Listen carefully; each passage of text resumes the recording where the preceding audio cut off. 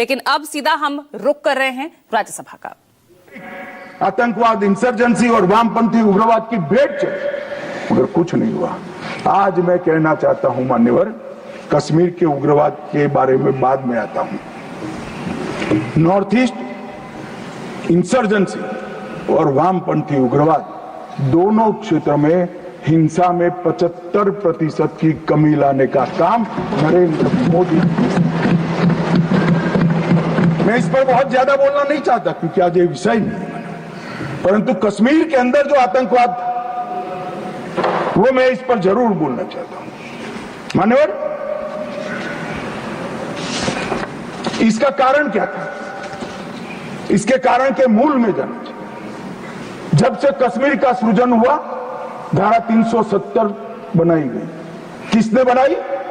Congress party ने बनाई। इसका समर्थन और इतने लंबे समय तक किसने चला? कांग्रेस ने चला है। मान्यवर, इसका स्वरूप क्या था?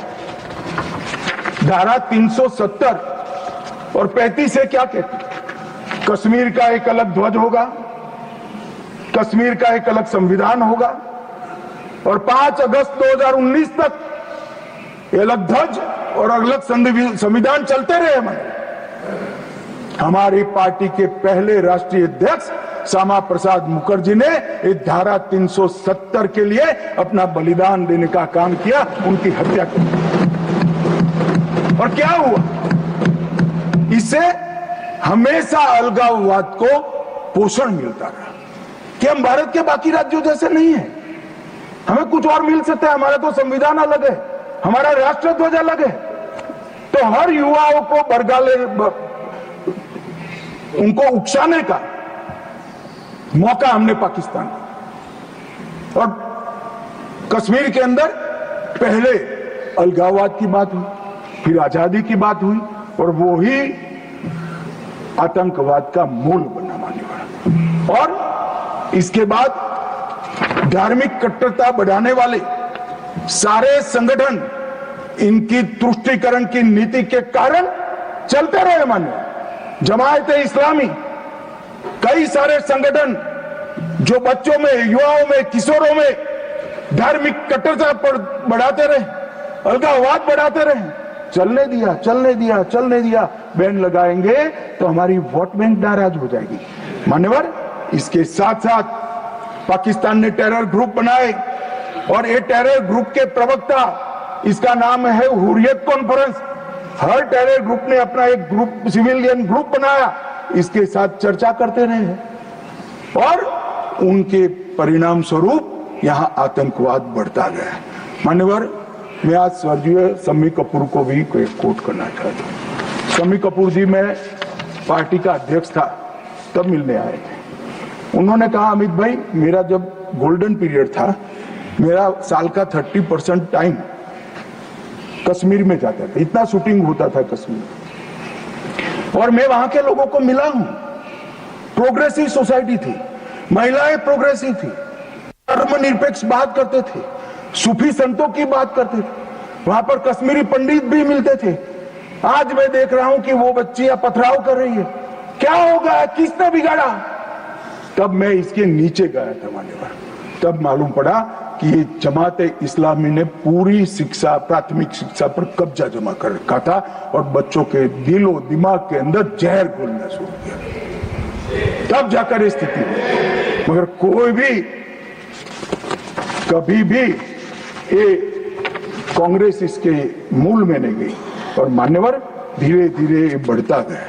मान्यवर, नरेंद्र मोदी जी ने तय किया कि ऐसा नहीं चल सकता और 5 अगस्त 2019 को यही ऐतिहासिक सदन में धारा 370 और 35 को समाप्त, और उसके बाद शुरू हुआ टेररिज्म को फैलाने वाले, अलगाववाद फैलाने वाले टेररिस्ट और इनकी इकोसिस्टम संपूर्ण सफाई का एक युग शुरू हुआ। मान्यवर, धारा 370, 35 से हटाए गए, जीरो टेरर प्लान बना, एरिया डोमिनेशन की योजनाएं बनी, कैपेसिटी बिल्डिंग की योजनाएं बनी, मल्टी लेवल डिप्लॉयमेंट लगाया गया, तकनीक का उपयोग बढ़ाया गया, जेल प्रबंधन बढ़ाया गया, ड्रोन रोधी सिस्टम और गन तैनात किए गए। मान्यवर, हम सब ने देखा, देश की जनता ने देखा, कई आतंकवादी मारे गए, 10-10 हजार के जनाजे निकले। मान्यवर, हमने कठोर निर्णय लिया, आतंक में लिप्त किसी भी व्यक्ति का जनाजा नहीं निकलेगा, जहां मरेंगे वही दफना दिया। और मान्यवर, इस वक्त कांग्रेस पार्टी ने विरोध किया था, फारूक अब्दुल्ला जी की पार्टी ने विरोध किया था। आतंकी समर्थन को चूर चूर कर नौकरियों से निकाला गया, पासपोर्ट और गवर्नमेंट कॉन्ट्रैक्ट के हेतु इनको अघोषित किया गया। 75 पाकिस्तानी समर्थक सरकारी कर्मचारियों को ड्यू लीगल प्रोसेस से बर्खास्त करा दिया गया। बार काउंसिल सस्पेंड कर भारत के संविधान को मानने वाली बार काउंसिल प्रस्तावित की गई।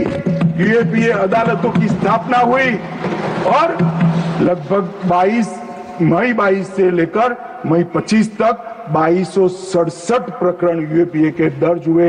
इनकी पूरी टेरर फाइनेंस की इकोसिस्टम को ध्वंस किया।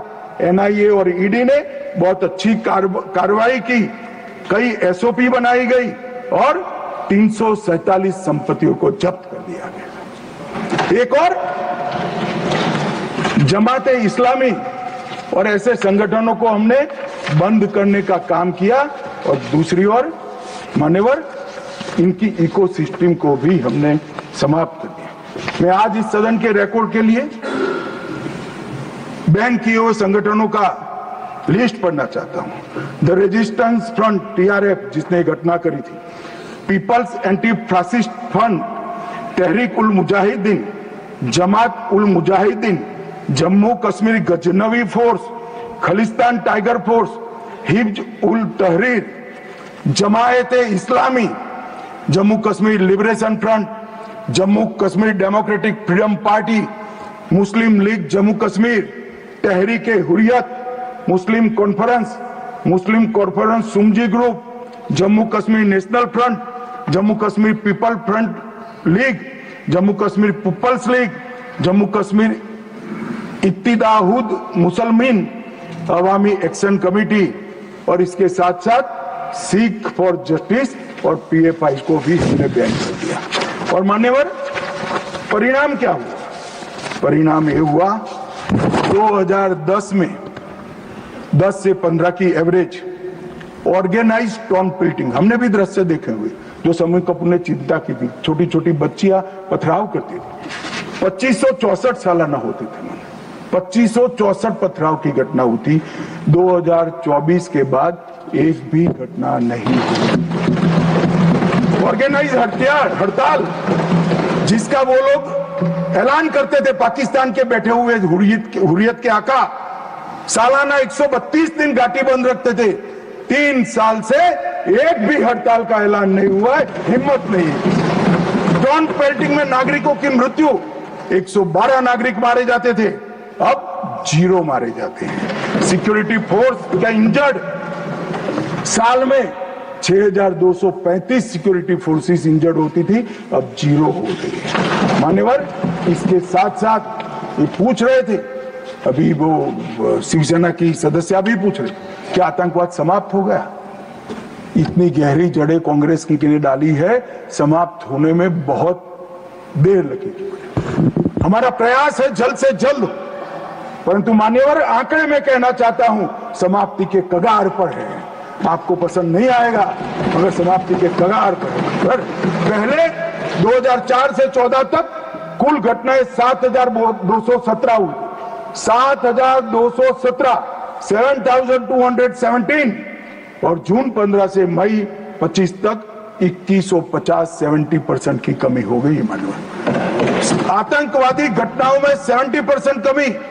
नागरिकों की मृत्यु 1770 हुई थी, अब नागरिकों की मृत्यु 357 हुई है। मान्यवर, 80% की कमी। और सिक्योरिटी फोर्सेस 1060 मारे गए थे, अब 542 मारे गए हैं। मान्यवर, 49% की कमी। मान्यवर, इसके साथ साथ हमने कश्मीर के अंदर ढेर सारा काम किया है।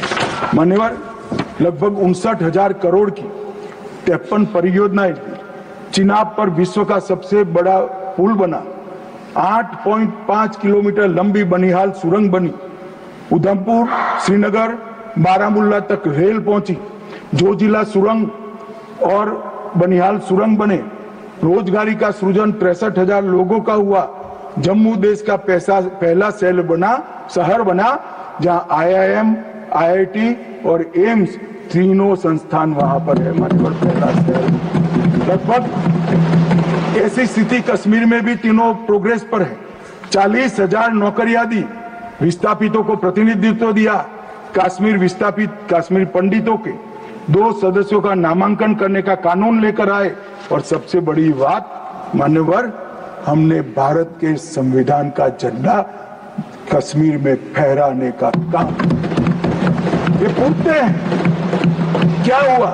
पहले 3 परिवारों तक राजनीति थी, न पंच था, न सरपंच था, न तहसील पंचायत थी, न जिला पंचायत। आज जम्मू कश्मीर में 34,260 जनप्रतिनिधि चुने हुए जम्मू कश्मीर के नागरिकों की सेवा कर।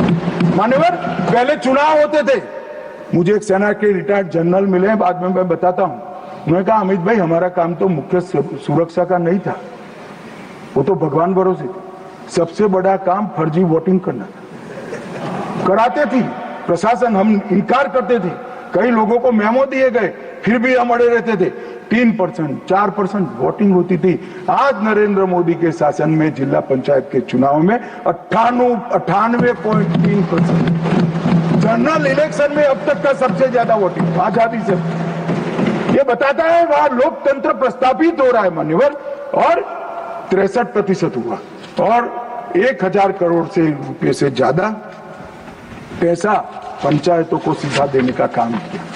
मगर मान्यवर, क्यों हुआ? मैं आज पूरे सदन को बताना चाहता हूं। मैं भी इस बात को कभी उजागर नहीं किया, मगर मुझे लगता है मौका भी है और दस्तूर भी है। जब से प्रधानमंत्री जी प्रधानमंत्री की कुर्सी संभाले, तब से उनके दिलो दिमाग पर कश्मीर की शांति का भूत था। अहरनीश सुधर। मान्यवर, 2015 में पार्टी का अध्यक्ष बना। मोदी जी ने मुझे जनरल सिन्हा के घर पर भेजा। जनरल सिन्हा जो कई साल तक कश्मीर में सेवा की, नॉर्थ ईस्ट में भी सेवा की, NCR में रहते थे। मैं 3 दिन उनके घर पर बैठा, उन्होंने पूरी डिटेल बताई। फिर कश्मीर से जुड़े हुए 25 लोगों की अलग अलग सूची दी। इनके साथ मैंने घंटों चर्चा की थी, और मोदी जी ने भी अनेक लोगों को बुलाकर चर्चा की। मगर मोदी जी करते हैं वो बताते नहीं, मगर मुझे कुछ तो मालूम है, क्योंकि काफी सरपंच को मिले थे। इनकी मिनट्स मेरे पास आई थी। पार्टी की दृष्टि से युवाओं से मिले थे, धार्मिक नेताओं से मिले थे, जम्मू के लोगों को मिले, घाटी के लोगों को मिले, और नेशनल कॉन्फ्रेंस के MPO को भी मिले थे। और ढेर सारा मंथन 2014 से चलता था।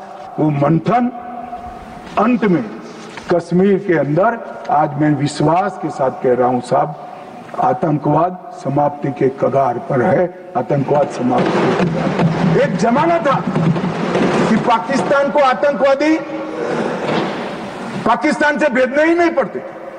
हमारे कश्मीर के युवा हाथ में हथियार उठा लेते। मगर आज मैं 6 माह का रिकॉर्ड इस सदन को बताता हूं। 6 माह में आतंकवादी संगठनों में एक भी कश्मीरी युवा की भर्ती नहीं हुई है, और जो मारे जा रहे हैं वो सारे पाकिस्तान। क्योंकि जम्मू कश्मीर के अवाम ने